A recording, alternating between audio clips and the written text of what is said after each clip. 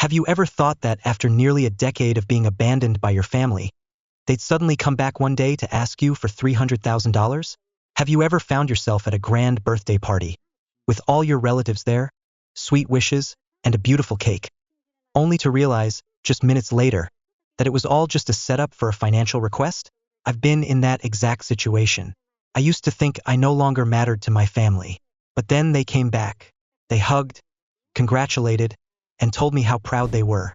And just when I started to believe that things had truly changed, they spoke up. They weren't there to reconnect. They were there to negotiate. At that moment, I realized that some things, once lost, can't be recovered with a few apologies or a birthday cake with your name on it. Follow my story, and tell me, was I wrong in my decisions? Hello, everyone. I'm Noah. I'm 27 years old and currently working as a software engineer at a tech company in San Francisco. I make over $200,000 a year, including bonuses from the projects I'm involved in. I live alone in a small, quiet house near the office. My life is stable enough. I don't owe anyone money. I don't rely on anyone, and every day, I get to decide my path. From the outside, people might assume I've had a lot of support. I grew up in a well-off family, probably got all the right investments early on, and just kept climbing from there. And it's true, my family is financially well off. But they've never supported me, not even a penny. The one who got the support was Anna, my younger sister. I honestly don't remember the last time I was the one who got prioritized. But I remember the day that feeling of being second class became crystal clear. It was my 18th birthday, the day I realized I had to leave if I ever wanted to have something truly mine. Not out of anger, but because I finally understood that staying would only mean continuing to be an outsider in my family's story. That birthday didn't feel any different from the ones before it. Or at least, that's what I thought. The party was held at home. Balloons, candles, cake, and the usual circle of guests. I stood by the window, quietly observing. From the outside, no one would have guessed this was a shared birthday. Every look, every detail, every well-wish revolved around Anna. Anna is my younger sister. She's 2 years younger than me. But the strange thing is, we share the same birthday. Same day, same month, just not the same year. It sounds like something that should bring us closer. But looking back at all the joint celebrations where my name was always called last, I knew it only made the comparisons worse. Growing up, we always shared birthdays, one cake, one party, and sometimes even one gift with our names on it. When we were little, none of that mattered. The kids are happy with the cake and a few toys. But over time, as awareness started to take shape, I saw more clearly that I was just a shadow standing next to a shining star. Anna was always the center of attention. Not because she tried to be, but because from an early age it was just accepted. She was the special one. As the youngest, she was spoiled, protected, and given more attention without needing to earn it. And my parents' favoritism became even more apparent when Anna turned 13. I remember that night clearly. A business associate of my dad's came over for dinner. After a short conversation, he looked at Anna and said, "She has leadership qualities and a sharp mind. With the right guidance, she could take over the company someday." My dad lit up at that comment. I saw it in his eyes, like he'd just discovered what he'd been waiting for all along. He talked about it nonstop through dinner, telling my mom how he'd always hoped for this, how maybe he'd finally found the proper successor. And, of course, that successor wasn't me. Unlike Anna, I was the quiet one. I didn't care for business or numbers. I just liked computers, writing code, fixing bugs, digging into things no one else in the family cared about. But I never envied Anna. It wasn't between me and my sister if something was wrong in that house. It was with my parents, who, without meaning to, drew a line between their 2 children and never even noticed. Back to that birthday party. Most of the guests were Anna's friends and a few close relatives. And my friends? None of them were there. Not because I didn't have any, but because I didn't want to invite them. I didn't want to explain that my birthday was just a footnote in my sister's celebration. The evening kicked off with the candle blowing and cake cutting. The cake had our names, but only one person was expected to blow out the candles. And like every other year, that person wasn't me. This time, Mom even said it out loud. "Anna has bigger dreams. You're the older brother. So let her blow the candles." "Okay, Noah." I let out a quiet laugh. That kind of letting made it sound like I had a choice. I didn't say anything. I just stepped back, watching my sister bow her head and make a wish. One that everyone in that room would likely do whatever it took to help her make come true. After the meal, everyone eagerly gathered around the gift area. Standing in the middle of it, I tried to keep a neutral face while the crowd buzzed with anticipation. Something in the air felt more electric than usual. When my mom stepped into the center of the room, holding a glass of wine with a smile brighter than I'd seen in a long time, I knew something big was coming. The room fell silent. All eyes were on her.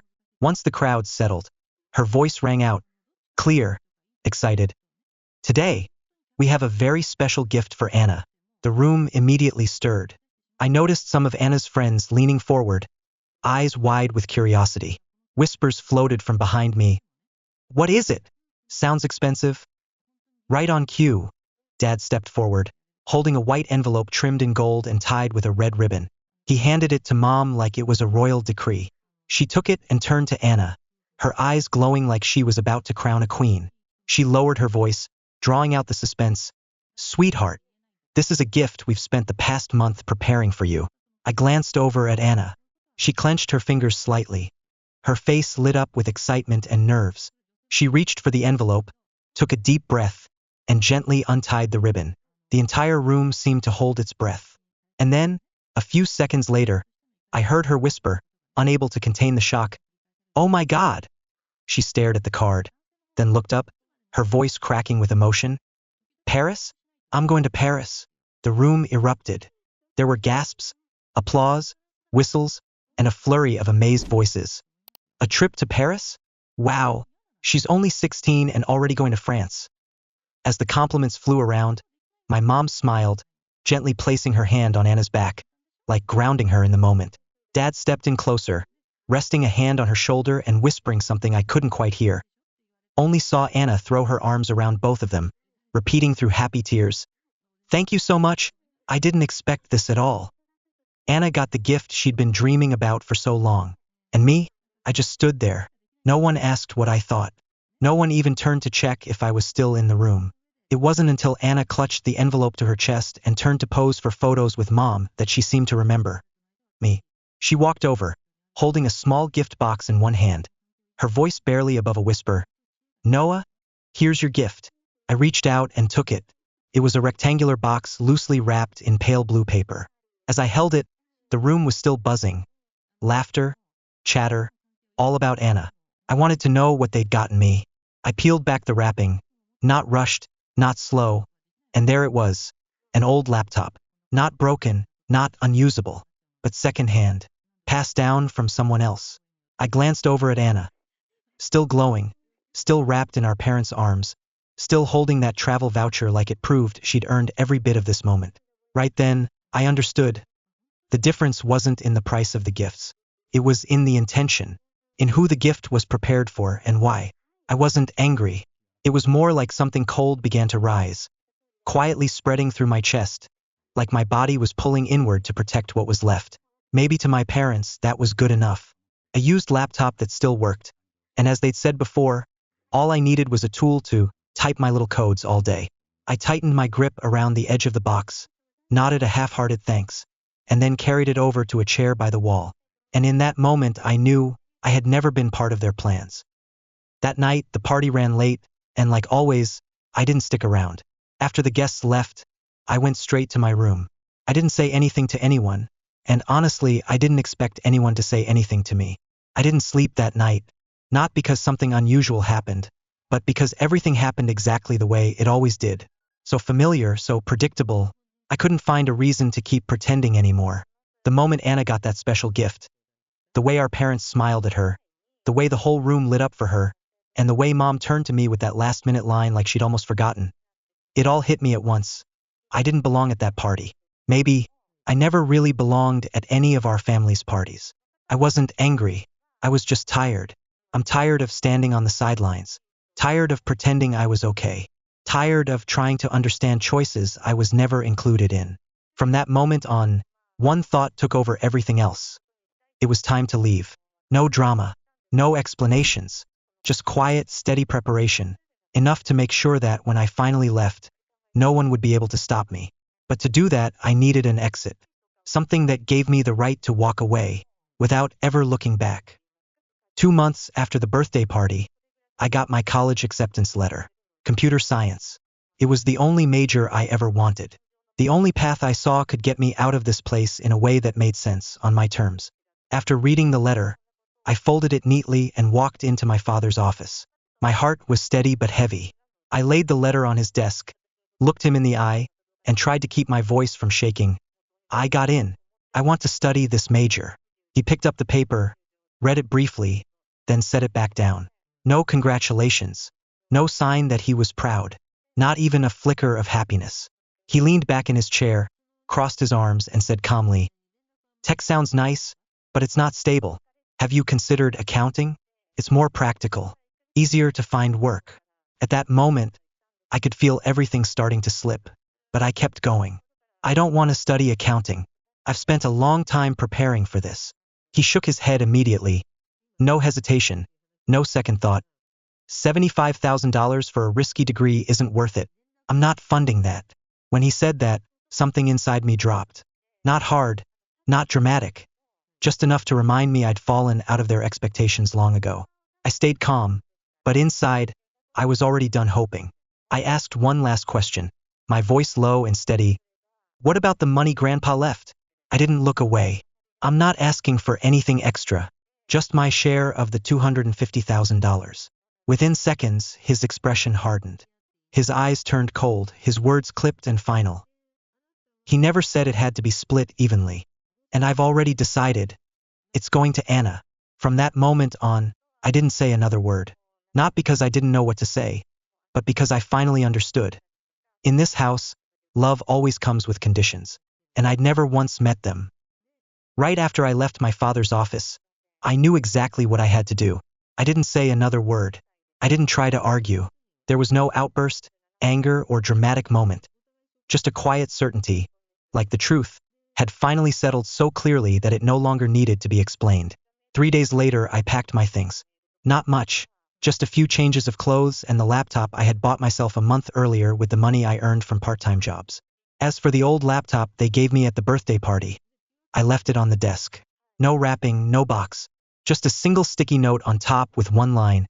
"I'm leaving this behind, for you, because I have no reason to bring a gift that was chosen to check a box." I took $5,000 with me. Money I'd saved from scholarships, after-school jobs, and small competitions I never told anyone about. I applied for student loans to cover tuition and planned to work part-time for everything else. None of it was easy, but there was nothing left to go back to. And for the first time, I knew I was leaving for me, not to prove anything to them.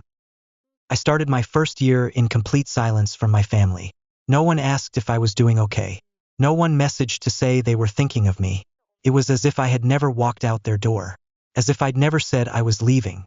I still left my phone's ringer on during those first few months. I still glanced at my inbox at the end of each day.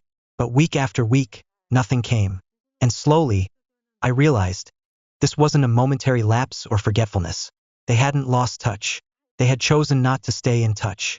When the first holiday break came around, my friends headed home individually. I stayed in the dorm, not because I couldn't go back, but because no one was waiting for me to return. That's when it hit me. Sometimes silence isn't just absence. It's a closed door. I did whatever I could to keep myself going. Classes in the morning and a part-time job at the nearby convenience store in the evening. When I didn't have a shift, I cleaned offices, mopping floors, taking out trash, anything that paid by the hour. For years went by. I never called home, not out of anger, but because I'd stopped hoping to be heard. And the strangest part? I survived. Without them, I kept moving forward, not fast, not impressive, but enough. Enough to understand this. Silence can be a form of acceptance. And sometimes it's all you have left. I graduated with honors. There was no celebration. No one came to my commencement, but I held on to that diploma like it was something deeply personal. Not to show off, but to remind myself that I had made it all the way, even with no one by my side. A few weeks later, I got a job offer from the company where I interned during my senior year. The starting salary was $50,000 for the first year. It was not high by industry standards, but it was a chance at that point. I accepted immediately. No hesitation. The first days were tough, but I didn't complain. By day, I wrote code, fixed bugs, and supported the tech team.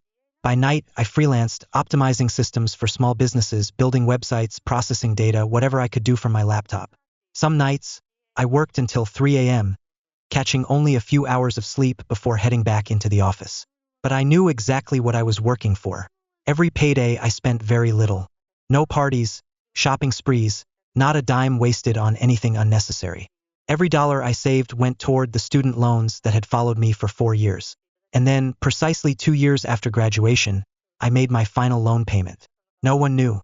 No one patted me on the back or said, "Well done." But that night, when I closed the bank tab, I sat quietly before my screen and let out the deepest breath I'd held in years. It wasn't joy exactly, but it was a kind of freedom, the first time I felt like I had stepped out of the past. And in that very moment, I knew I would keep going. Alone, maybe, but this time I was walking forward not as someone trying to prove anything, but as someone who had learned to stand tall in their name. About a year after paying off my student loans, I applied for a mortgage to buy my first home. It wasn't a mansion, and it wasn't downtown, but the house I chose in my name, paid for with everything I'd worked so hard to save over the years. The loan wasn't big and the interest rate was pretty low, partly because I'd managed to maintain a solid credit score for a long time and partly, maybe because the bank trusts people who don't give up, I stayed with my old company. Not because I didn't have better opportunities, but because I felt like something was still unfinished. Day by day, I kept my head down and got the work done. No complaints, no breaks, and no rush to jump ship just for a higher paycheck. Then, 2 years later, things slowly started to pay off. After wrapping up a major project I'd been involved in from beginning to end, my boss called me into the office, placed a hand on my shoulder, and said, "You did a great job, Noah. I think it's time you moved up." I didn't say anything at that moment, just nodded. But when I walked out of the meeting room, I paused in the hallway, looked toward the light at the end of the corridor, and smiled. One of those quiet smiles that warms you from the inside. As of now, it's been 9 years since I left my old home. I haven't built an empire and am not a big name, but I've quietly built a life of my own. Steady, grounded, and, most of all, one I feel proud to look back on. Not because it's flashy, but because I built every bit of it one step at a time. For 9 whole years, I didn't go home. Not once. No calls, no messages. Not a single sign that I still existed in the orbit of my old family. I used to think they'd forgotten me. And honestly, I never expected them to remember. But about 4 months ago, on a late afternoon, after I got off work, I saw 2 people standing at my door. Mom was wearing her light blue coat when she needed to dress properly. Dad looked the same. Standing tall, arms crossed, eyes unreadable. It took me a few seconds to register what I was seeing. Then, almost instinctively, I opened the door and invited them in. Not cold, not warm. Just the bare minimum courtesy one grown-up offers to the 2 people who brought him into the world. After a few short pleasantries, I looked directly at my dad, kept my voice calm and asked, "How did you know I live here?" After that, Mom glanced at Dad and replied, "Brian told us. He said he still drops by sometimes."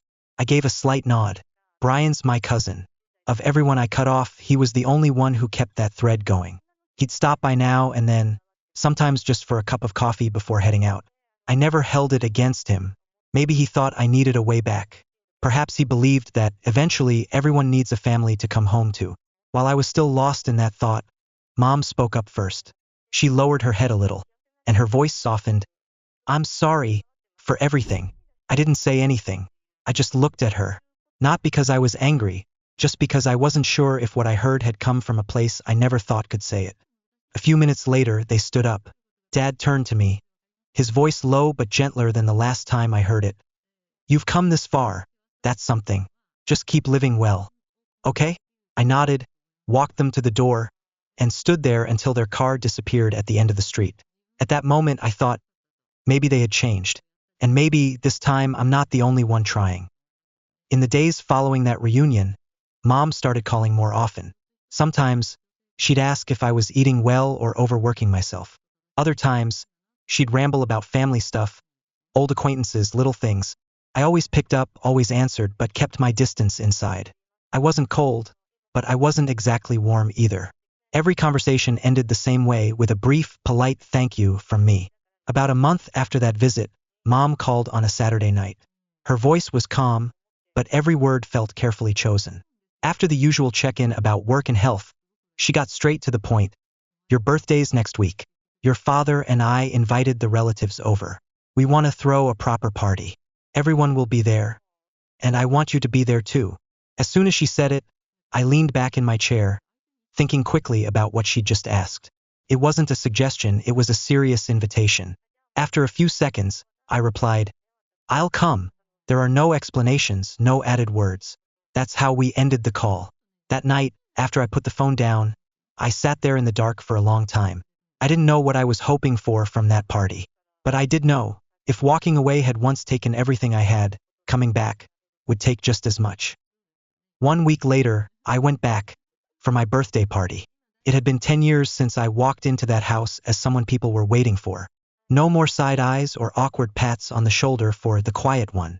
This time, every gaze turned toward me. And the strange thing was, none of it felt forced.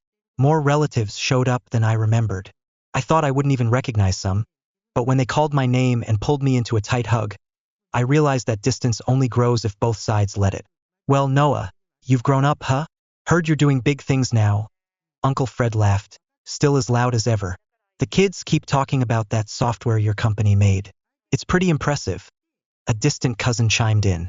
I smiled, nodded, and graciously thanked each one for their kind words. Not with false humility and not with arrogance. I just stood there in that room, the same room that used to be set up to celebrate my sister, and I was the one at the center of it for the first time. Anna was there too. She didn't avoid me but didn't act overly familiar, either. We greeted each other with a simple nod. Enough to say that we each carry our piece of the past. But today isn't the day to bring it back to life. This time, there was only one name on the cake. And that name was mine. That night felt like I was living in a different version of my life. A version where I wasn't forgotten, wasn't pushed into the corner, and didn't have to tell myself, "It's okay if I don't matter." They asked me to sit at the center of the table. Dad poured the wine himself. Mom stayed close by my side for most of the evening, like she was afraid I might disappear if she looked away for even a second. One by one, relatives came over, shaking hands, patting shoulders, sharing old stories, saying things I never imagined I'd hear. Even the ones who used to call me quiet and distant now say I was mature, capable, driven. And in that moment, when everyone joined in to sing happy birthday, with candlelight casting a soft glow over every familiar face, I truly believed. I believed that maybe things had changed. Maybe 9 years of silence, distance, and hurt had finally shown them the worth of the child they once left out. I believed this party wasn't about making amends but about starting fresh. And maybe, just maybe, this time would be different. I believed all of that. But what I didn't know was that this party was a setup. And I had walked straight into it without the slightest doubt. When the party ended and the last guests had left, I stayed there in that room a little longer, feeling just a bit lighter, thinking maybe, just maybe, things had changed. I even helped Mom wash a few glasses in the kitchen as if trying to hold on to the warmth barely beginning to surface. But just as I was about to grab my coat and head out, Dad called me into the living room. He was already seated, and his eyes were no longer the same as earlier. They'd shifted back to something far more familiar. Serious, cautious, calculated. Mom sat beside him, her hands clasped tightly as she braced for a well-rehearsed play's central act. I sat down across from them, kept my voice steady, and asked directly, "Is there something you need to tell me?" After a pause, Mom glanced at Dad, then spoke first. "This isn't something we wanted to bring up on your birthday, but we can't keep it from you anymore." Then Dad looked at me, exhaled heavily, and said, "Noah, could you help us with something?" I didn't respond, just listened. Mom's voice dropped lower. "The house is mortgaged. The family business went under. It was Anna. She didn't manage things well. Everything fell apart faster than we expected. Now the bank's closing in. If we don't develop 300,000 within a month, we'll lose the house." As they laid it out, I leaned back slightly. My mind was clear. No shock, no anger, no heartbreak, just that old, familiar chill settling back into my chest. I asked slowly, "So, the party today, was that meant to lead up to this?" Dad answered, voice steady, "That wasn't the reason. We meant what we said. But if you could help, the family might still have a chance to hold on to what your grandfather left behind." I gave a slight nod, looked him straight in the eye, and said calmly, almost eerily so, "So all of this was for 300 grand? No one answered. Mom looked down. Dad sat still, neither denying it nor confirming it. At that moment, I stood up, walked to the doorway, and stopped there. Without turning around, I said, If Grandpa were still alive, he'd know. I was never anyone's backup plan. And before they could say another word, I ended the night with just one sentence. I'm not helping. Not a single cent. From that moment on, I held no more illusions about what that party had meant.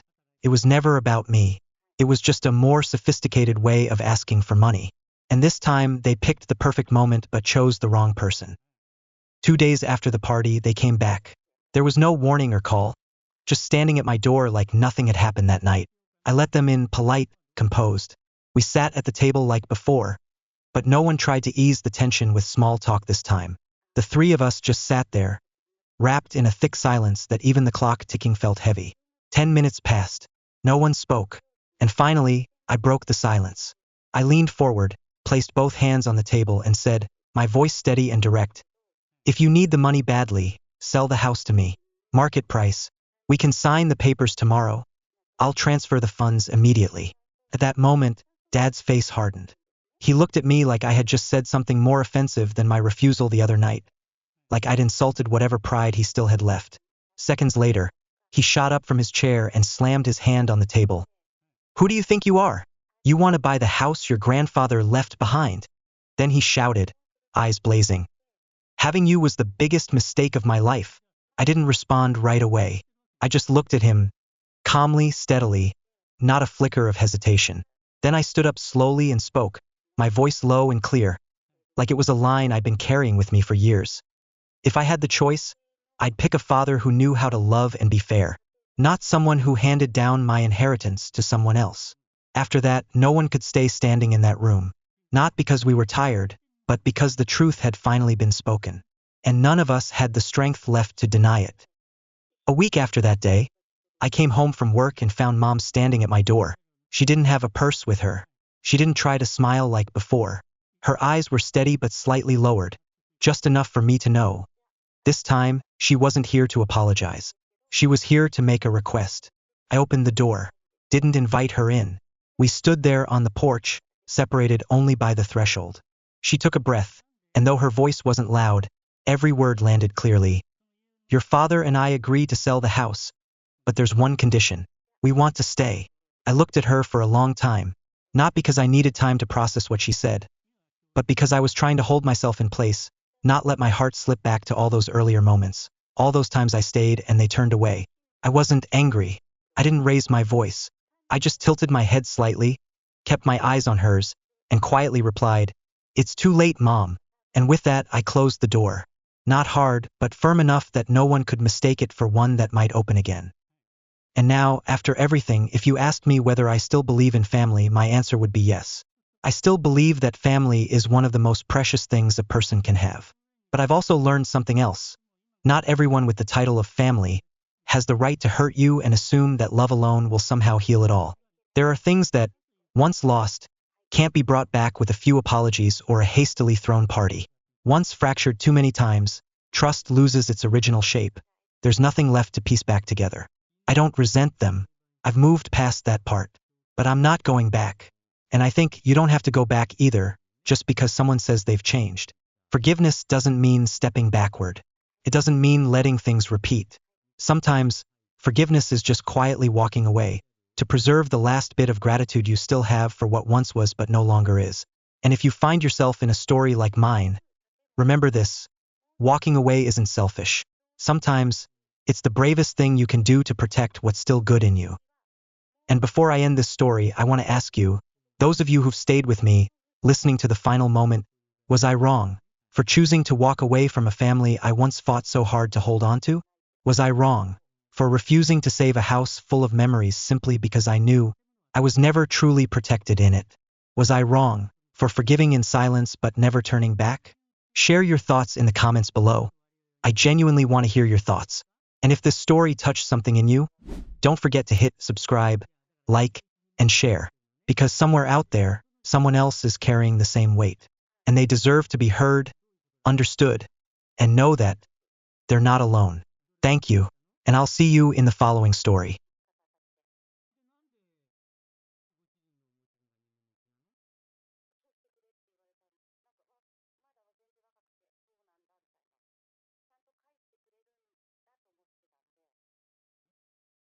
What would you do if your dad smashed your 10-year-old son's bike? My dad did exactly that when my son refused to let his cousin borrow it. When I found out the truth, I asked him to apologize to my kid, but he wouldn't. Right after that, I went to my car and grabbed a baseball bat. What I did next shocked him. You're probably thinking I used that bat to hit my dad, right? I'm not a violent person, and I'd never hurt the man who brought me into this world. I used that bat for something else entirely. Let's dive into the story. I'll tell you exactly what happened. Before I delve into the details, I would like to extend a heartfelt thank you for taking the time to listen to my story today. Hello, everyone. I'm Christian, 35 years old. The story I'm sharing with you today occurred on a weekend in July 2024. A day I'll never forget. My wife and I own and operate a small coffee shop in town. That day, 2 of our employees called in sick unexpectedly. One had a bad case of the flu, the other had a family emergency. We couldn't find replacements on such short notice, so we had to visit the shop ourselves to ensure everything ran smoothly. The problem was that we needed someone to watch Trevor, our 9-year-old son. Right away, I thought of my parents. They'd always promised they'd help whenever we needed it, and I trusted that promise. I immediately called Mom and Dad to ask if they could watch Trevor for the afternoon. They agreed right away. They were free all day and ready to help. Hearing that, I breathed a sigh of relief. As I was getting ready to lock up, Trevor ran over and hugged my legs tight. He looked up at me and said in a pleading voice, "Dad, can I bring my bike to Grandma and Grandpa's? I promise I'll be careful." The bike Trevor was talking about was a birthday gift I just bought him a few weeks earlier. It was a blue sports bike, the kind Trevor had been dreaming about for months.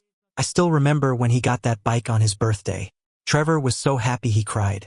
After Trevor asked to bring his bike, I gently ruffled his hair and nodded. "Sure thing, but you have to promise me you'll take really good care of it." Hearing that, Trevor jumped up and down with joy. He ran straight to the garage to get his bike. I opened the trunk and helped Trevor load the bike in. We drove about 10 miles to my parents' house. The whole way there, Trevor kept talking about all the games he was going to play with his bike. His voice was cheerful and innocent, making me feel good about leaving him at Grandma and Grandpa's. At that moment, I had no idea this decision would lead to a chain of events that would turn my whole family upside down. I had no idea that Trevor's smile that day would soon turn to tears. 4 o'clock that afternoon, the coffee shop still had a few customers sitting around. I was standing behind the counter making drinks while my wife waited tables. Everything was going normally, and I thought today would end smoothly. Suddenly, my phone buzzed with an incoming call. Dad's name popped up on the screen. I figured maybe he was calling to say everything was fine, or to ask when I was coming to pick up Trevor. But the moment I put the phone to my ear, Dad's harsh and cold voice through the speaker made me jump. Without asking how I was, without saying hello, Dad just barked out an order. "Come get Trevor and take him home, right now." Before I could ask what was happening, I heard the dial tone. Dad had hung up. In that moment, my heart seemed to skip a beat. I realized something was seriously wrong. Dad's voice wasn't the voice of someone calm. It was the voice of someone angry. I immediately called back, but Dad didn't pick up. I called a second time, a third time, a fourth time, but it was all useless. Each unanswered long ring made me more worried. My throat tightened as I thought about all the terrible things that could have happened to my son. My wife noticed the panicked look on my face. She came over, looking at me with worried eyes. I told her about Dad's call. Right after that, my wife turned to tell our remaining staff that we had to leave immediately. Luckily, the coffee shop was almost closing time anyway. I handed the items over to the employees, told them to lock up and clean up as usual. Then both my wife and I rushed to the car to head back to my parents' house. The whole drive back, I drove faster than usual. Terrible thoughts kept popping into my head one after another. My wife sat next to me, saying nothing, but I could feel the tension emanating from her. Her hand gripped the seatbelt tight, her eyes staring straight ahead like she was trying to mentally prepare for whatever was coming. We didn't say a word to each other, but we both knew something terrible was waiting ahead. When my car stopped in front of my parents' house, I saw Trevor sitting on the front porch steps. The moment he saw me, Trevor ran toward me, hugged my legs tight, and burst into tears. Crying and shaking, Trevor looked up at me and said in a choked voice, "Dad, Grandpa smashed my bike. He smashed it." What he said shocked me. At that moment, I thought there had to be some misunderstanding. Trying to stay calm, I held Trevor in my arms and gently asked, "What happened? Son, tell me what's going on." Before Trevor could answer, Dad stepped out of the house. His face was stone cold, without a hint of regret or shame. He stood in front of me, arms crossed, then said in a harsh voice, "Trevor needs to learn how to share. He's too selfish." Hearing that, I let go of Trevor and stood up straight. I looked Dad right in the eyes and asked, "What happened? Why are you saying that?" Before Dad could answer, Mom came out of the house. She stood next to Dad and said to me, "You need to teach Trevor to share with other kids." Hunter wanted to borrow the bike, but Trevor refused to lend it. That's selfish behavior. Right after Mom finished talking, I said through gritted teeth, "So just because Trevor wouldn't let him borrow it, you smashed the kid's bike?" Dad nodded, then answered in a steely voice, "That's right. It's a lesson for Trevor." Hearing what Dad said, I felt shocked. My wife was now holding Trevor, comforting him. As for me, I stood there like a statue, trying to process what they'd just told me. Dad had just admitted he'd smashed my son's bike to pieces. Not by accident. Not an accident, but on purpose. Right after that, I looked around the yard and saw the bike Dad had destroyed. The motorcycle was lying crumpled in the corner by the wall. I walked closer, and the shape of the motorcycle stunned me. The front wheel was bent and twisted, spokes broken everywhere. The handlebars were folded over, the brakes ripped off. The seat was cracked open on one side, foam showing through. The frame was warped, and the paint was scratched all over. The bike Trevor loved was now just a pile of scrap metal. At that moment, anger flared up inside me like a flame. I walked toward my parents and asked straight out, "What's wrong with my son refusing to let someone borrow his bike? This is his bike. You guys don't have the right to make my kid share his bike. And you definitely don't have the right to destroy his stuff." Dad shook his head, then answered me coldly, "You spoil Trevor too much. Family has to love each other. Trevor needs to learn that." In that moment, my heart felt like it was tightening. I remembered my own childhood, all the times Dad forced me to give my toys to my brother Anthony. Those painful memories came flooding back, making me feel like I was watching history repeat itself with my son. I tried to control my emotions. I pointed at the camera above the yard, then said to my parents, "I want to see the security footage. Right now. I don't believe what you're telling me." Dad frowned, then said harshly, "What do you need to see the camera for? Don't you trust me?" Still maintaining my firm attitude, I looked Dad straight in the eye and answered, "I want to know what really happened." Honestly, I didn't completely trust what my parents were saying. Trevor had never been the kind of selfish kid who wouldn't let others borrow his toys. After arguing for a while, Dad finally agreed to let me see the camera footage. He took out his phone, opened the security camera app, then rewound the recording. Mom stood next to him, arms crossed over her chest, still showing no sign of regret. As soon as the video started playing, I saw Trevor happily riding his bike around the yard. A few minutes later, Hunter appeared. The boy was about 10 years old, a little taller than Trevor. Hunter ran over and said something to Trevor. I couldn't hear the audio, but I saw Trevor nod and then hand the bike over to Hunter. Hunter then started doing wheelies, trying to pull off dangerous tricks. He tried to keep his balance but eventually lost control. The bike fell to the ground. Trevor ran over right away, helped the bike back up, and checked for any damage. Hunter then approached again, asking to borrow the bike one more time. Trevor shook his head, clearly refusing. The two kids started arguing. Hunter pointed at the bike, talking nonstop. Trevor shook his head firmly, hugging the bike tight.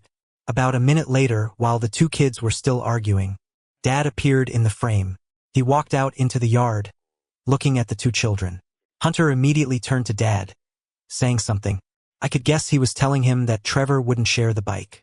Trevor quickly tried to explain, pointing at Hunter, then pointing at the ground where the bike had fallen. Trevor's mouth was moving constantly, clearly telling the story of how Hunter had done wheelies and crashed. But Dad didn't listen. He shook his head, then pointed at the bike, gesturing for Trevor to share. Trevor shook his head, hugging the bike even tighter.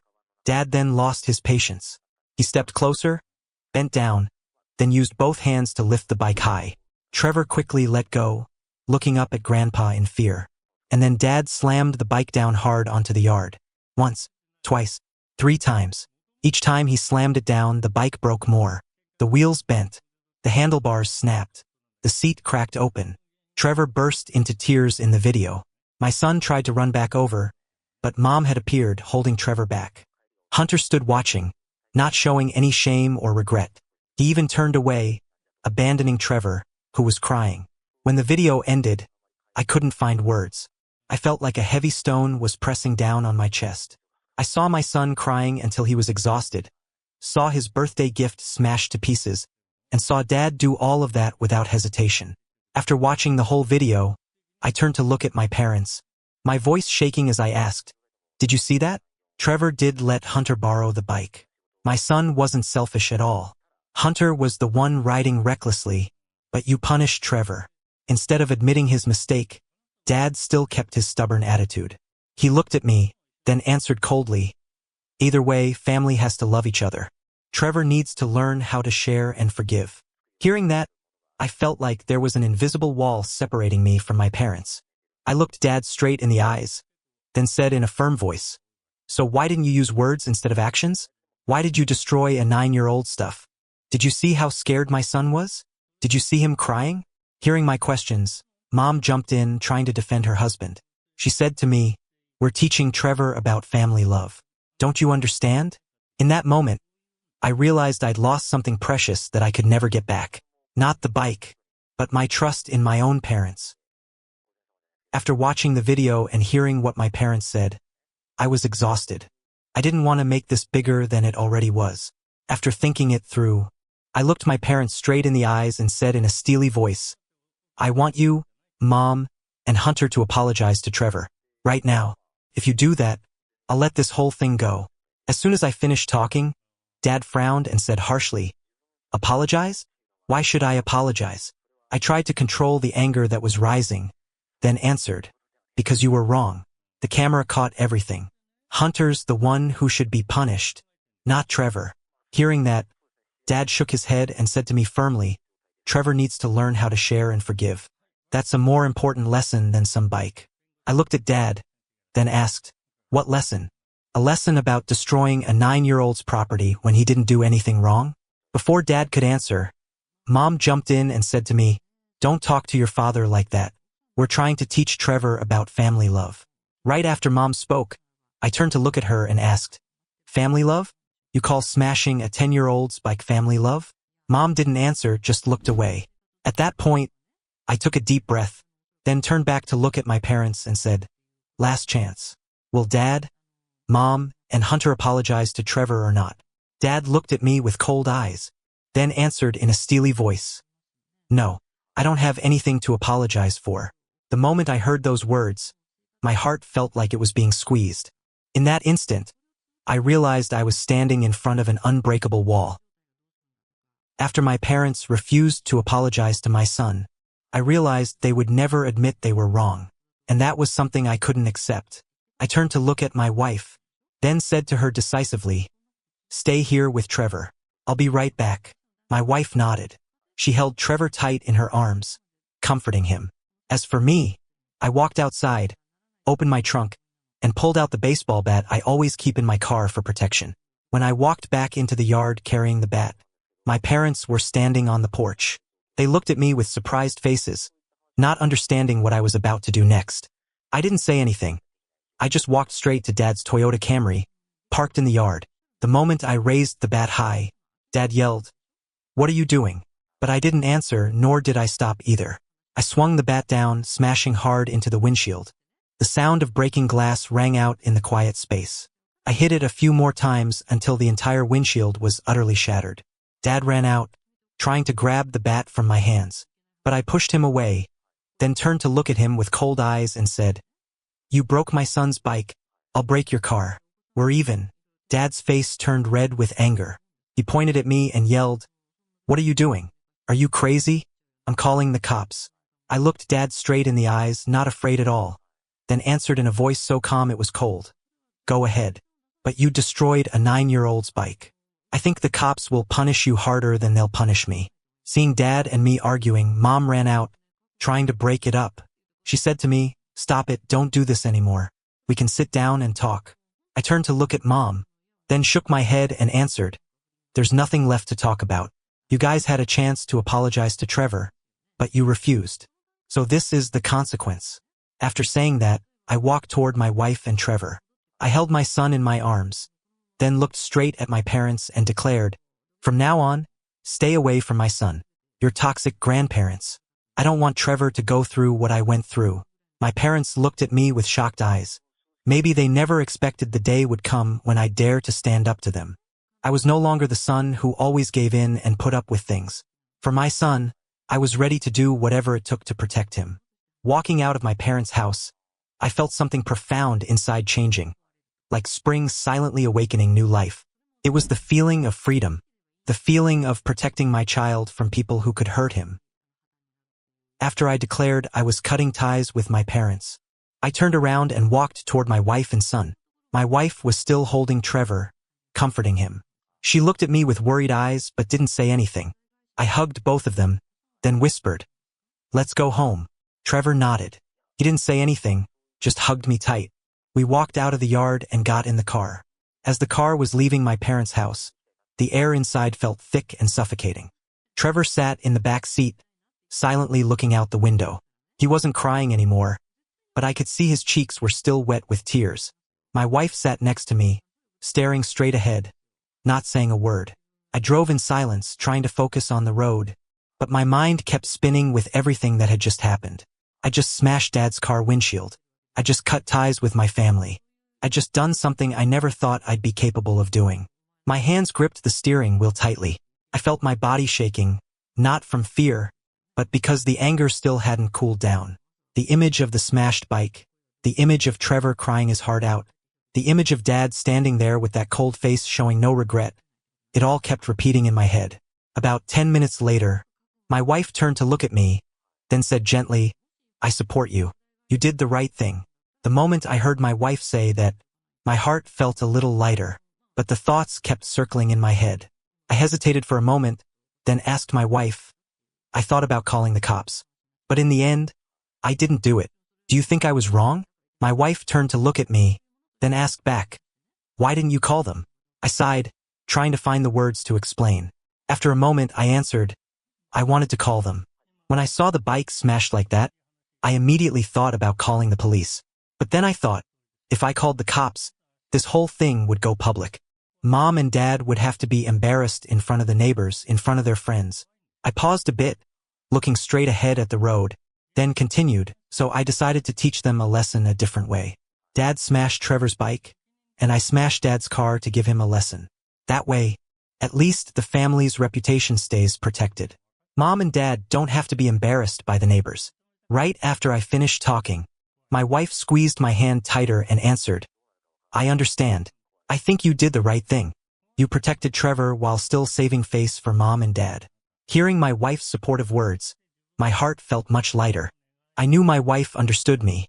She understood why I did what I did. She didn't judge me, didn't think I'd acted too extreme. That night, after Trevor and my wife had gone to sleep, I sat alone in the living room. Childhood memories flooded back like an unstoppable tide. I remember when I was 8 years old, Dad bought me a remote-control toy car. I'd been dreaming about that car for months. When I got it, I was so happy I cried. But that joy didn't last long. Just a few days later, Anthony wanted to play with my car. I refused because he already had tons of toys of his own. But Dad forced me to let him borrow it. Anthony played with the car carelessly and eventually broke it.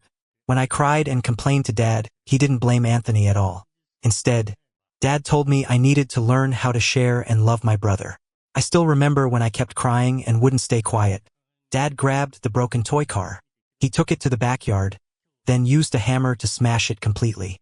I stood there watching, tears streaming down my face, while Dad told me that if I didn't know how to share, I wouldn't get to have anything at all.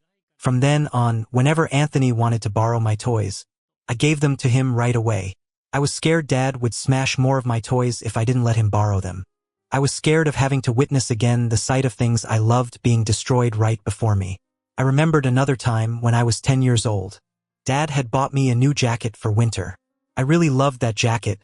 It was warm and beautiful. But Anthony wanted to wear it. Dad made me let him borrow it, even though the jacket didn't fit him. Anthony wore the jacket out to play, and eventually tore it to pieces. When I cried, Dad just said it was an accident, and I shouldn't care so much about material things. That feeling of injustice has eaten away at my psyche since childhood. I always felt like I wasn't as crucial as Anthony. I always felt like Mom and Dad didn't love me the way they loved my brother. Those memories were still there, just as painful as they had been back then. And when I saw Trevor being treated the same way, I felt like I was seeing my own past through my son's eyes. And now, seeing Dad do the same thing to Trevor, I couldn't accept it. I didn't want my son to go through what I went through. I didn't want my son to grow up feeling abandoned. The next day, while I was at home with Trevor, the doorbell rang. I opened the door and saw Anthony standing there, his face scowling. He walked in without waiting for me to invite him, then turned to look at me with angry eyes and said, "What did you do to Mom and Dad?" "Dad called me, said you smashed his car windshield." I looked him straight in the eyes, then answered calmly, "I did what was necessary to protect my son." Anthony shook his head, then continued, "You went too far. Hunter's just a kid. Kids playing with each other, breaking each other's stuff, that's normal." Hearing that, the anger inside me flared up again. I stepped closer to Anthony, then asked him coldly, "So Trevor's just a kid too? Why didn't anyone protect him? Why did Dad smash his bike?" Anthony frowned, then answered, "Dad was teaching Trevor about family love. Don't you get it?" I shook my head, then continued talking to him. "I understand perfectly. Dad always took your side. Dad always forced me to give my stuff to you. And now Dad's doing the same thing to my son." Anthony looked at me with a surprised expression, then said, "You were always selfish as a kid. You never knew how to share." Hearing my brother say that, I couldn't take it anymore. I pointed toward the door, then yelled in Anthony's face, "Get out of my house, right now." Anthony looked at me with a shocked expression, but eventually he turned around and walked outside. Before leaving, he turned back and said, "You're gonna regret this decision." I didn't answer, just shut the door. I leaned my back against the door, trying to calm down. I knew my decision was right, even if it cost me my family. About a week after that incident, I bought Trevor a new bike, one that was prettier and better than the old one. The little guy was pleased, but I could see there was still some wariness in his eyes. Trevor was scared that the new bike would also be taken away or destroyed by someone. I spent more time with Trevor, teaching him to ride his bike, playing ball, and reading books together. I wanted him to know that Dad was always here, always protecting him. My wife would sometimes ask me if I had any regrets. I always shook my head. I didn't regret protecting my child. I didn't regret cutting ties with people who didn't respect my family. I also learned a lot about myself. I knew that sometimes, cutting ties with toxic people is necessary to protect your own mental health and happiness. I realized that family isn't everything if they don't know how to respect and love each other. After the incident where Dad smashed my son's bike, I completely cut off contact with my parents and Anthony. I blocked their phone numbers, didn't answer emails, and avoided any chance of running into them. A year passed in silence. No one contacted anyone. I focused on building a separate life for my little family. My wife was always by my side, supporting me in every decision I made. Trevor gradually got over the pain. The little guy would sometimes mention Grandma and Grandpa, but not with longing, but with fear. He understood that his grandparents had hurt him, and he didn't want to see them again. Once, when we went to the supermarket, Trevor saw an older man who looked like my dad. The little guy immediately grabbed my hand tightly, hiding behind my back. I looked down and saw that Trevor's face had gone pale. His eyes were wide with fear. I knelt, hugged Trevor in my arms, then whispered in his ear, "It's okay, son. I'm here. No one's gonna hurt you." Trevor nodded, but I could still feel his body shaking. In that moment, I realized that the pain my dad had caused Trevor wasn't just about the bike. It was about trust, about the sense of safety that a child needs to have. Another time, when my wife asked Trevor if he wanted to see Grandma and Grandpa, the little guy shook his head firmly. Trevor didn't explain further, just said, "I'm scared of Grandma and Grandpa. I don't want to see them again." My wife looked at me with worried eyes. We didn't force Trevor to explain. We just hugged him in our arms, letting him know we understood and respected his feelings. I also realized that Trevor had become more cautious around older people. He was no longer as innocent as before, no longer easily trusting others. That broke my heart, but it also made me more determined about my decision. A week before I decided to tell the story, my parents showed up at my house. It was a Saturday afternoon, and I was inside with my wife and Trevor. The doorbell rang, and when I opened the door, I was shocked to see my parents standing there. Mom brought a new bike, precisely like the one Dad had smashed a year earlier. Dad stood next to her, arms crossed, his face no longer as stern as before. Before I could say anything, Mom stepped closer, then said to me in a shaking voice, "We were wrong. Mom and Dad realize we hurt Trevor. We want to apologize." I looked at Dad, saw him nodding too. Dad stepped forward, then said to me in a deep voice, "I let my anger cloud my judgment. I'm sorry for hurting him." Hearing those apologies, I didn't feel happy or relieved. Instead, I felt angrier. I looked my parents straight in the eyes, then asked them coldly, "It took you a whole year to realize this?" Trevor couldn't sleep for many nights because he was scared. He's afraid every time he sees an older person who looks like you. Did you know that? Mom stepped closer, trying to grab my hand, then said to me pleadingly, "We want to make it up to Trevor. Give us a chance. We promise we'll never hurt him again." I pulled my hand back, then shook my head and answered, "No, you already missed your chance. Trevor doesn't want to see you again, and I respect my son's decision." Right after that, Dad stepped forward, then said to me sternly, "We're family. The family needs to learn how to forgive one another. You should teach your son that." Hearing what Dad said, I couldn't take it anymore. I yelled in my parents' faces, "Family has to know how to respect each other first. You guys didn't do that. And now you want to come back like nothing happened? No way." Mom started crying, but I wasn't moved. I'd seen enough fake tears from them. I didn't believe this late apology. Not wanting to argue anymore, I looked at my parents and said straight out, "Go away. Don't ever come back." Right after saying that, I turned around and walked into the house, shutting the door. After closing the door, I stood still for a moment, trying to process the emotions surging inside me. My wife didn't say anything, just stood next to me, giving me time to think. A few minutes later, I looked through the window and saw my parents still standing outside the gate. Mom was still crying, and Dad was trying to comfort her. Seeing that, I felt a slight pang of heartache, but not enough to change my decision. The new bike was still lying outside the gate, like a silent apology. But I knew that a bike couldn't erase the damage they'd caused. Couldn't erase the nights Trevor couldn't sleep because of fear. Couldn't erase the pain my son had gone through. My parents stood outside for about 10 more minutes. Then they left the bike there and walked away. I watched them go, my heart still full of anger and pain. That night I couldn't sleep. I kept thinking about my parents' apology. I remembered how Dad looked at me, his eyes no longer cold like before. I remembered how Mom cried.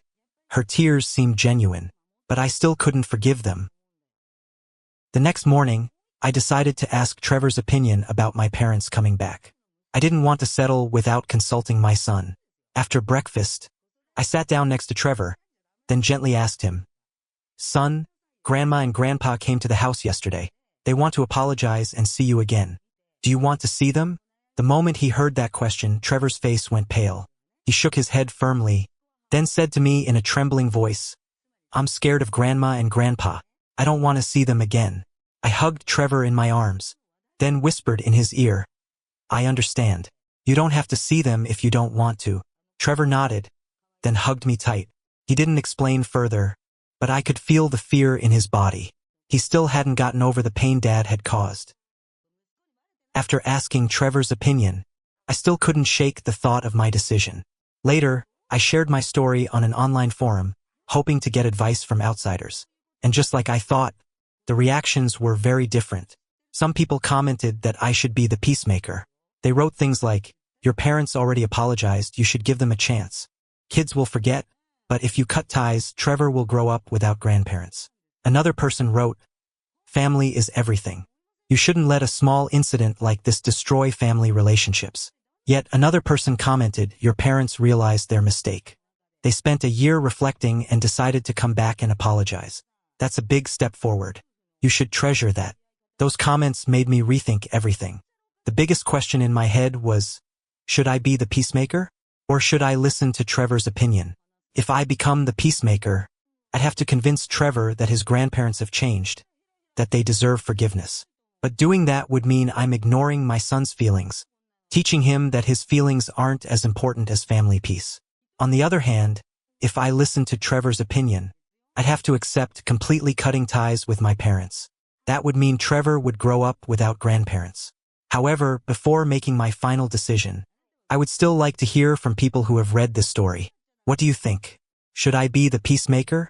Or should I continue protecting Trevor from people who hurt him? Please leave your thoughts in the comments below.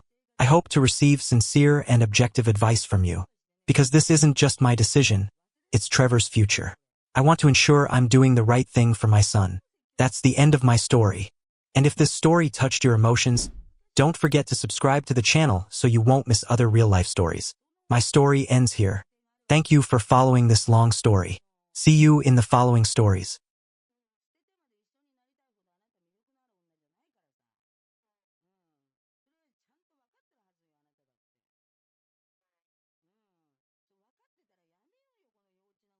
What would you do if your dad grabbed a chair and smashed the car you bought for your 16-year-old son right in front of your kid on his birthday? I saved for 2 whole years, 12 grand, to buy my son a car for his 16th birthday. But just 5 minutes after the gift arrived, my parents demanded that the kid give up the car to my aunt, simply because she needed it for work more than he did. The moment I tried to protect my son's gift, an impulsive act of rage from my dad threw our entire family into chaos. And what my grandma did next made them pay a price nobody saw coming. Before I delve into the details of this story, I would like to thank you for taking the time to listen to my story today. I hope you have a great day. Hello everyone, I'm Marcus, 42 years old, and I own a small auto parts shop in suburban Detroit. The story I'm telling today happened 6 months ago, on my son Jalen's 16th birthday. I got divorced 8 years ago. Since then, the two of us have been living in a small 2-bedroom apartment on Gresham Avenue, about 20-minute drive from downtown Detroit. Jalen is the thing I'm most proud of in this world. The kid's smart, gets good grades, and he's so quiet that sometimes I have to ask him 2 or 3 times before I know what's going on at school. He never asks for anything. When his classmates show off their new shoes or the latest phones, Jalen stays quiet and continues with his homework. I left my parents' house at 18 with $200 in my pocket. Nobody helped me with a single penny. I built everything from scratch with my own 2 hands, from washing cars for hire to opening my own parts shop. My parents, Glenn and Diane, along with my sister, Kelsey, have been living with my grandmother, Ruth, for the past 14 years. They lost their house because of mounting debt. 14 years without paying a dime in rent, not covering a single utility bill. But if you ask them, they'll tell you it's family privilege. Pretty funny, right? My dad's the type of guy who, when he walks into a room, the air gets thick, hot-tempered, constantly yelling, and he's always played favorites with Kelsey. Since I was little, I knew that in his eyes, I'd never measure up to my sister. Kelsey gets whatever she wants, but for me it was figure it out yourself, you're the man. And the relationship between Jalen and his grandparents? They rarely remember their grandson's birthday. To them, Jalen might as well not exist. It wasn't until last year's birthday that I realized the truth. All the love in that family flows in one direction only, toward Kelsey. Last spring, Jalen won first place in the Michigan State Science and Engineering competition and was accepted into the STEM program at Cass Technical High School. In that moment, I knew I had to do something to let my kid know that I'm really proud of him. I chose to throw his 16th birthday party at Grandma's house because my apartment was too small, and Grandma Ruth suggested it would be a good chance for my son to bond with the family. I agreed because I trusted her. I never imagined that decision would cause me to watch my father become someone I no longer recognized. The party was simple in my grandma's backyard on Oakwood Drive. Grilled meat on the charcoal grill, a few cases of beer in ice buckets, sodas for the kids, and that chocolate cake Jalen's loved since he was little. About 20 people showed up, mostly Grandma's neighbors and a few of my son's school friends. My parents and Kelsey were there too, of course, since they live right in this house. Mom gave Jalen a card with a $20 bill, saying some generic birthday wishes like "Happy birthday, honey, keep studying hard and being good." Dad just nodded once and went back to talking with the neighbors. And Kelsey gave her nephew a baseball cap still with the $12 Target price tag on it, along with a smile as she'd just given him a fortune. Jalen politely thanked everyone, folded the 20, put it in his pocket, tried on the hat, and took it off. The kid wasn't sad, wasn't disappointed, wasn't anything. He was used to it. And honestly, I wasn't bothered anymore either. For the two of us, they were always like this and we'd stopped expecting anything long ago. Throughout the whole party, I stood by the drink table, pretending to be busy with beer cans, but really, my eyes never left Jalen. The kid was sitting in the corner of the yard with his two best friends, laughing softly about something. His smile wasn't that bright, showy kind, but the sort of smile from a kid who's gotten used to not expecting too much. Grandma Ruth walked by, gently touched my shoulder, and whispered, "Is it time yet?" I looked at my watch. For 15. I nodded at her and pulled out my phone to text the delivery guy. About 10 minutes later, a loud engine rumbled from the top of the street. Everyone in the yard stopped talking and turned to look. A tow truck slowly pulled into the driveway, carrying the special gift I'd saved up for my son, entirely covered with a black tarp. After seeing the gift, Jalen stood up, looking confused as he looked over at me. I just smiled, walked toward the tow truck that had stopped in the middle of the yard. My heart was beating so hard I could hear it in my ears. 2 years of saving. Everything is coming down to this moment. I climbed up, grabbed the corner of the tarp, took a deep breath, then yanked it down hard. A 2015 cherry red Ford Mustang sparkled in the afternoon sun. The glossy paint reflected the whole sky, as the car had just stepped out of a dream. I turned to my son, my voice catching as I said, "Happy birthday, Jalen." The kid stood frozen. His eyes went wide, looking at the car as the worker drove it down to park next to the old oak tree in the yard, then looked at me, then back at the car. A few seconds felt like hours. Then suddenly, he ran toward me, threw himself into my arms, and I could feel his shoulders shaking. Jalen's voice was choked up when he said to me, "Dad, is this real?" I don't know what to say. I hugged him tight, patted his back gently, and replied, "You deserve it, Jalen." Applause rang out across the yard. Grandma Ruth stood on the porch, wiping her eyes with her hand. A few neighbors whistled congratulations. Jalen let go of me and walked toward the car, as if hypnotized. His hand touched the car body, stroking gently over the red paint, like he was afraid that if he felt too hard, everything would disappear. In that moment, seeing my son's bright smile through my own tears, I thought this was the happiest day of my life.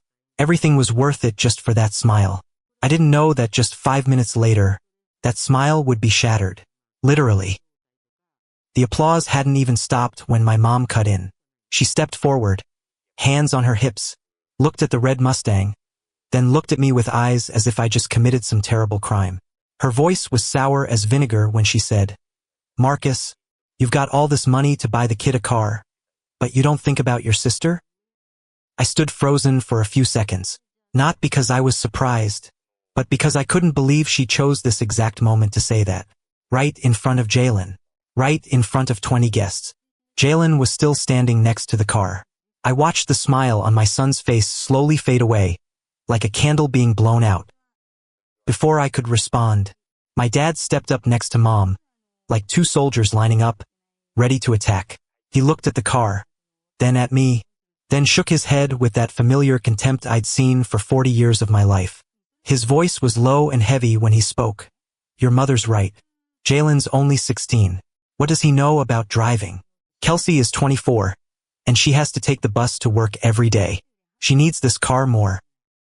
I felt blood rushing to my face, but tried to breathe deep to stay calm.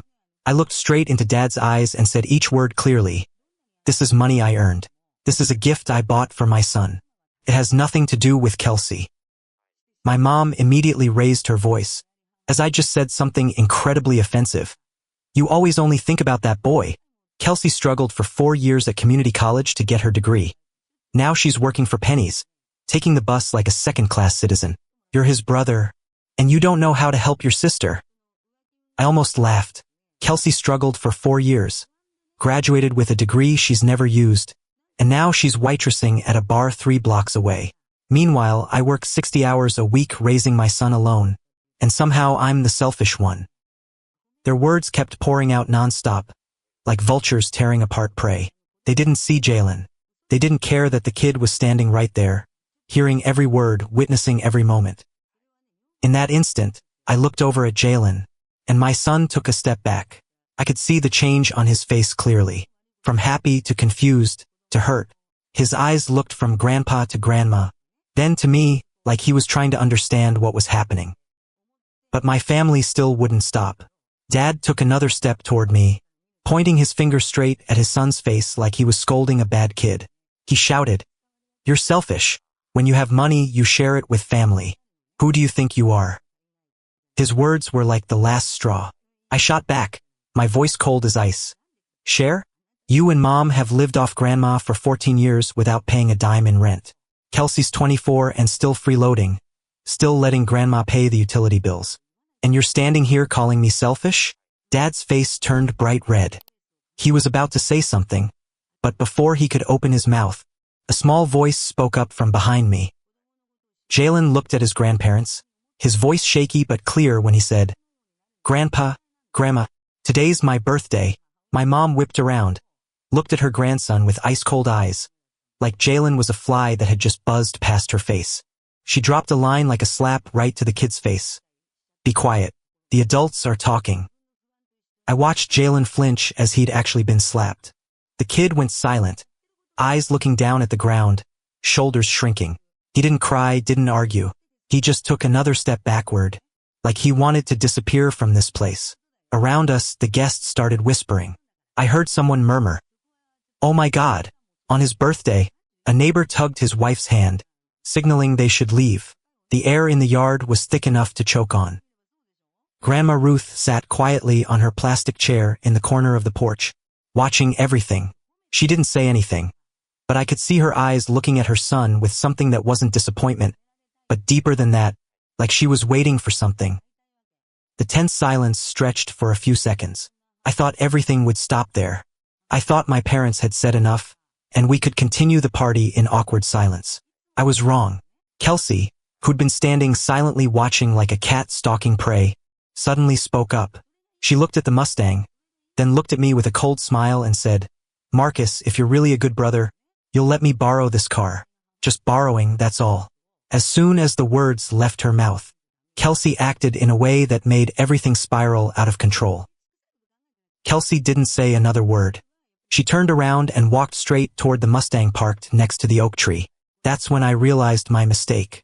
After the delivery worker drove the car down from the tow truck, I'd left the keys in the ignition because I thought I'd let Jalen sit in it and get a feel for it later. The car was parked right in the middle of the yard, front end facing the gate, with a clear path leading straight out to Oakwood Drive, a perfect position to drive away at any moment, and Kelsey knew it. She opened the car door in a flash, slid into the driver's seat. As this car had always been hers, the door locks clicked, and my heart dropped to my stomach. I rushed over, banged my hand on the window, and yelled, "Kelsey, open the door. This is my son's car." Kelsey turned to look at me through the glass and flashed a smile cold as ice. She spoke through the window, her voice terrifyingly calm. "You've got 12 grand. Go get another one. I need this one more. Besides, I really like this red color." Then she turned the key. The Mustang's V8 engine roared to life in the quiet afternoon, like a beast that had just been awakened. My mom ran over, but not to stop her. She stood next to the car door, tapped on the window, and cheered like she was supporting her favorite team. "Kelsey, you're doing the right thing. Just drive off. Don't let Marcus bully you." I stood frozen for a second, my brain like it had stopped working. There are things that even when you witness them with your own eyes, you still can't believe. Then, without thinking, my feet moved automatically. I ran around to the front and stood right in front of the car's hood. I don't know what I was thinking at the time. Maybe I wasn't thinking at all. I just knew I couldn't let my sister take away what I'd saved 2 years for my son. Not today. Not like this. Kelsey honked the horn loudly. The car horn's piercing sound echoed through the neighborhood. She yelled through the car window, "Marcus, move." I'm not kidding. I stood still, my feet like they'd grown roots into the concrete. My eyes looked straight at my sister through the windshield. 2 siblings who grew up together are now facing each other like strangers. From the corner of my eye, I saw Jalen standing about 10 steps away, his body frozen. His hands clenched, opened, then clenched again. His face went pale, eyes wide, watching the scene in front of him. Jalen's voice choked when he called to me, "Dad." Kelsey pressed the gas lightly. The car inched forward a few inches. The front bumper almost touched my knees. The whole yard screamed.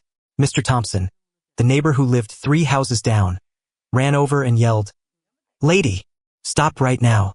Are you crazy?" His wife had pulled out her phone. I didn't know if she was calling someone or recording a video, and then I saw my son running toward me. Jalen rushed through the crowd and ran to stand next to me. His shoulder touches mine. Father and son standing together in front of the rumbling car. His hand was shaking. I could feel it, but his feet didn't falter. Jalen's voice trembled when he said to me, "I'm standing with you, Dad." My throat tightened up. I grabbed my son's hand and squeezed it tight. His hand was ice cold, but it gripped mine really tight. Tyler, Jalen's best friend, also stepped forward to stand behind the two of us. The kid was a head taller than Jalen. His face bright red with anger, turned to look at Kelsey and shook his head. "I can't believe this. Is she really gonna do this?" My mom screamed, her voice shrill. "Jalen, get out of there right now. This is adult business. You have no right to interfere." Jalen didn't turn around. He stood straight, eyes looking directly at Aunt Kelsey through the car window. For the first time in his life, I saw my son not bow his head to this family. Around us, everything was chaos. Several neighbors pulled out their phones to record, while others shouted to call the police, and some tried to push in and intervene. 10 seconds passed. 20 seconds. Kelsey still sat in the car, hands still on the steering wheel, foot still lightly pressing the gas, making the engine growl threateningly. Nobody moved. Then I heard familiar footsteps, heavy ones behind me. My dad was walking over. I watched my dad charge over like a storm. He grabbed my arm, yanked me hard to one side, then turned to grab Jalen's shirt to drag him away from his position. He roared, "Move! Let Kelsey go!" But my son and I didn't back down. Without thinking, I shoved him away, hard. For the first time in my life, I did that to my father. He staggered back 2 steps, eyes wide, looking at me like he couldn't believe what had just happened. That moment was the most significant turning point of my life. The first time I directly confronted my family. I didn't do it out of anger, not out of pride. I did it because I wanted my son to see that his dad was ready to stand up and protect him, no matter who was on the other side. And right in the middle of that tense moment, Grandma Ruth stood up from her plastic chair in the corner of the porch. For the first time that afternoon, she spoke up. She walked over, slowly but decisively. Her voice was low and clear. "Everyone, stop. This has gone too far." My dad whipped around, his face bright red with anger. He looked at his mother and roared, "You're old. Sit down. This is our business." Grandma Ruth stopped walking. She didn't say anything. She just stood there, looking at her son with eyes I couldn't read, silent, cold, as if she were looking at a stranger. Her silence only made my dad more furious. He turned back, looked at me and Jalen, who were still standing in front of the car. The rage in his eyes flared even more violently. He pointed his finger at my face and yelled, "You dare push your father? You're teaching your son to go against his grandfather?" I looked straight into his eyes, my voice calmer than I expected. "I'm protecting my son's property. That's not defiance." My answer was like pouring gasoline on fire. My dad ground his teeth, turned toward the Mustang, thinking something, then stepped over and yanked hard on the door handle. The door was still locked. Kelsey still sat inside, eyes wide, looking at Dad like she didn't know what to do. He banged his hand on the car window and yelled, "Open the door! Kelsey, open it now!" Kelsey panicked and unlocked it. My dad jerked the car door open, grabbed her arm, and pulled her out. Kelsey stumbled and almost fell, screaming, "Dad, what are you doing?" I thought he'd stop there. I thought pulling Kelsey out of the car would calm his anger down. I was wrong, completely wrong. Instead of calming down, my dad stood there, breathing heavily, his eyes scanning the area as if he were searching for something. Then he saw it. A gray folding metal chair was lying next to the party table, about 5 steps away. He walked over and picked up the chair. My heart stopped beating. I yelled, "Dad, stop!"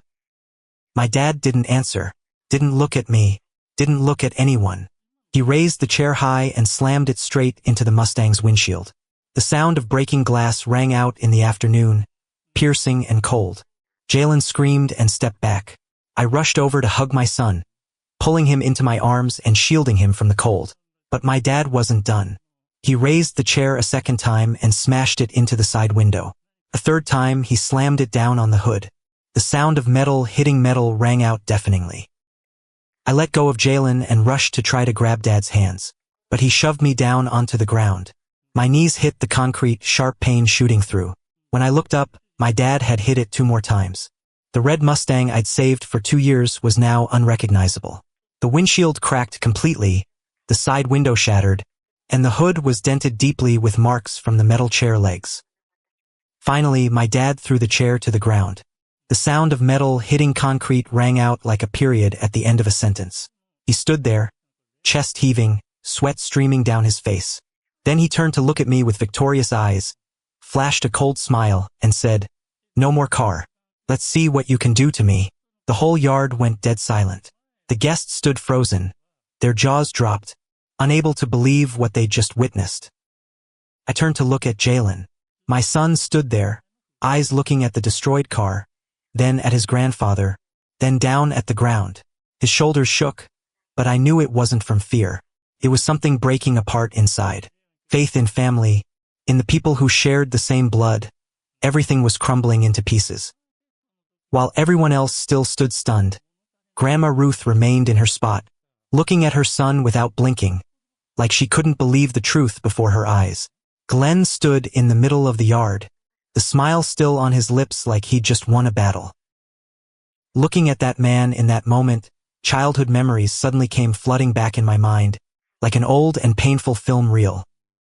When I was 13, he threw my bicycle into the middle of the yard just because I came home 30 minutes late. I had to walk the whole way because the chain fell off, but he didn't care. I'd worked all summer helping neighbors cut grass to save up for that bike. He threw it into the street, the wheels bent and warped, and he stood looking at me with the same look he had now.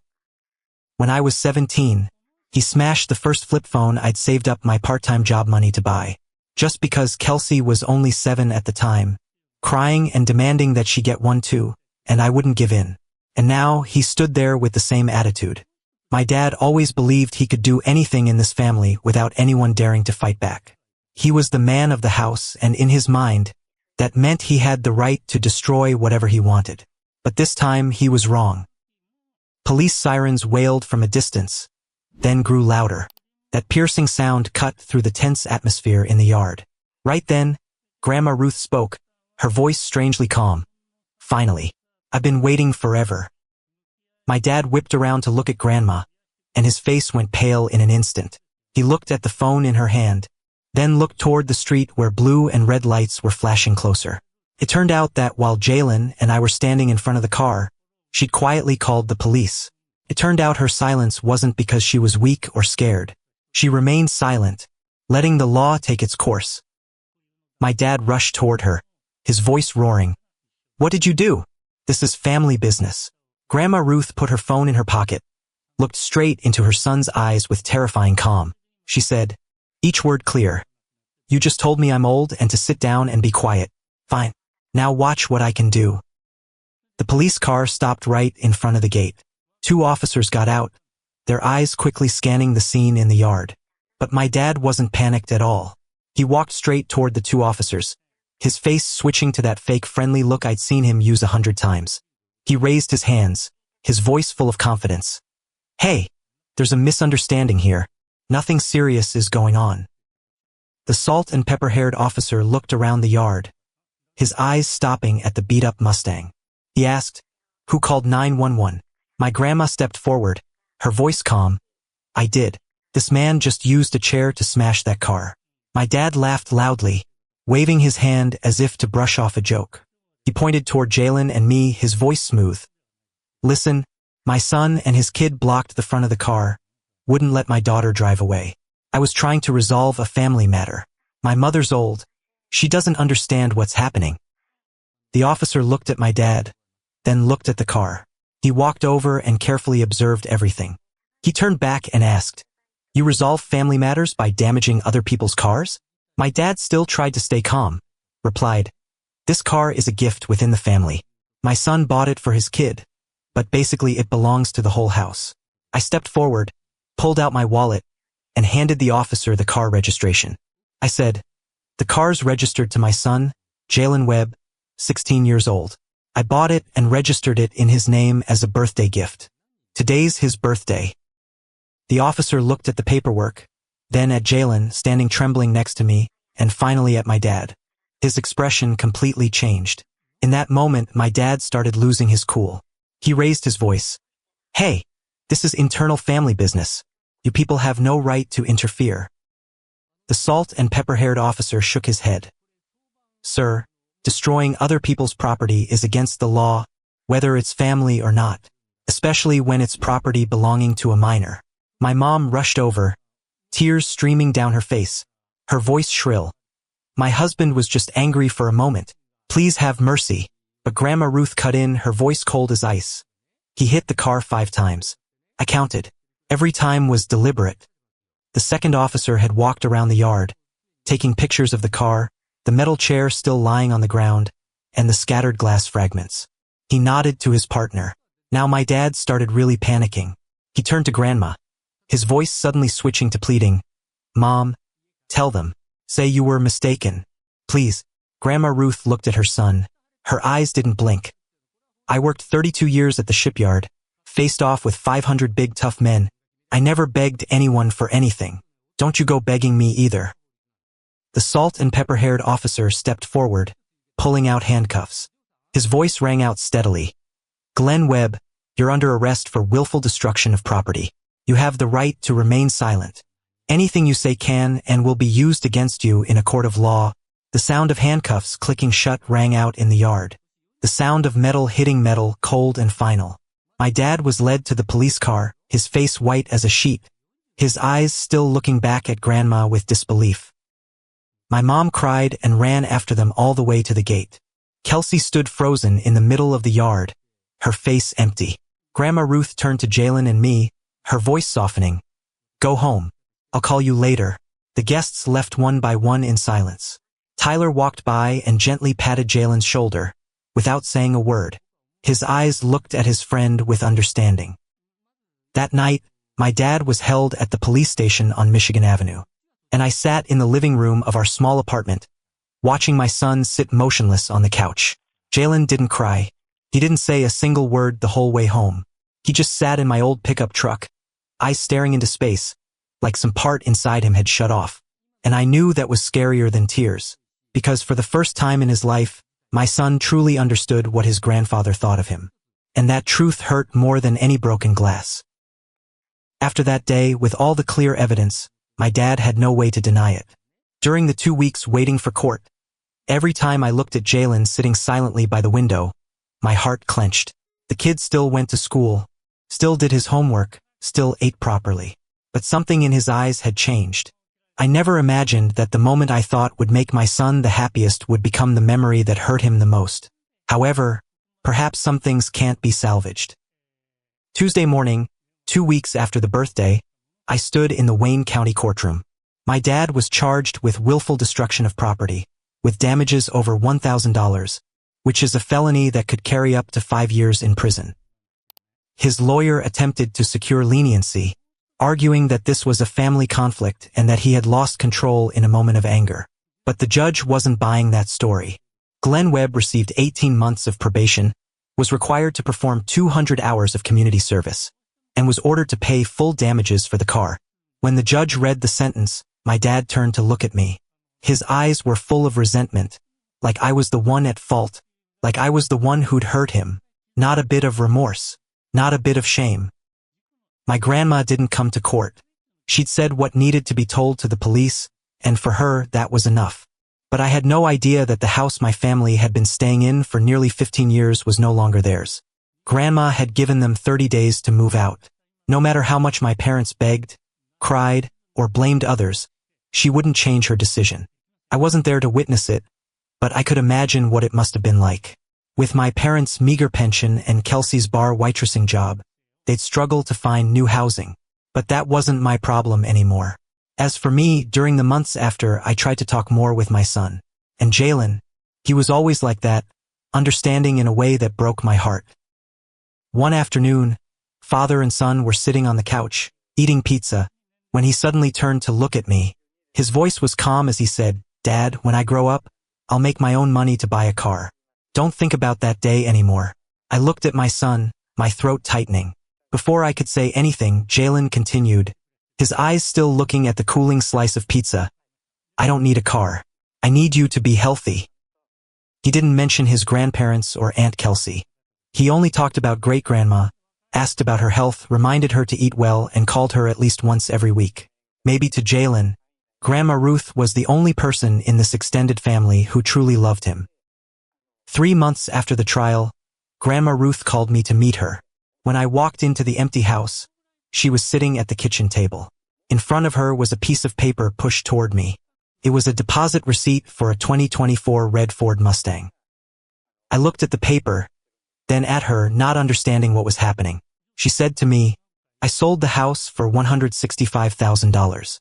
I used part of it to buy a new car for the kid. This is the gift I want to give my great-grandson." I shook my head, tried to refuse, but my grandma just smiled, one of those rare smiles I seldom saw. She patted my hand gently and said, "I'm moving to Sunrise Nursing Home in Dearborn. The remaining money is enough for me to live comfortably. I've lived enough, Marcus. That money is for the kid's future." I was about to say something else, but she cut me off. Her eyes softened as she looked at me. "I want Jalen to know he deserves more than this, more than what this family ever gave him."